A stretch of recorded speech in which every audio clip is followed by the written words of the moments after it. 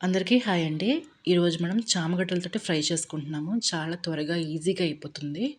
నేను ముందుగానే 2, 3 విజిల్స్ దాకా ఉడికించుకొని పెట్టుకున్నానండి చామగడ్డల్ని ఇలాగా. ఇప్పుడు వీటిని మనం చాప్ చేసుకుందాము. మరీ సన్నగా కాదు, అలానే లావుగా కాదు, మీడియం పీస్ కింద. ఇప్పుడు ఒక బౌల్‌లో మనం పసుపు, కారం, ఉప్పు, ధనియాల పొడి, జీలకర్ర పొడి, గరం మసాలా ఒక టీ స్పూన్స్ తీసుకోండి. దీంతో పాటుగానే శనగపిండి, బియ్యపిండి 2 టీ స్పూన్స్ తీసుకోండి.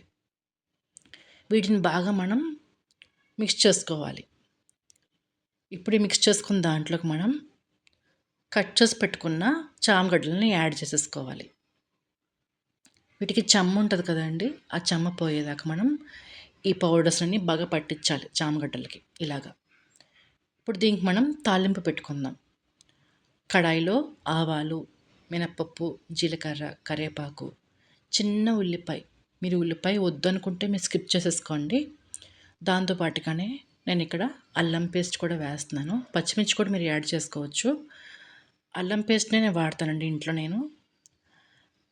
అది వేగిపోయాక మనం ఇప్పుడు కలిపి పెట్టుకున్న చామగడ్డలని యాడ్ చేసేసుకోవాలి. దీంట్లో మనం ఫైనల్‌గా కొత్తిమీర వేసేసుకొని సర్వ్ చేసుకోవడమే.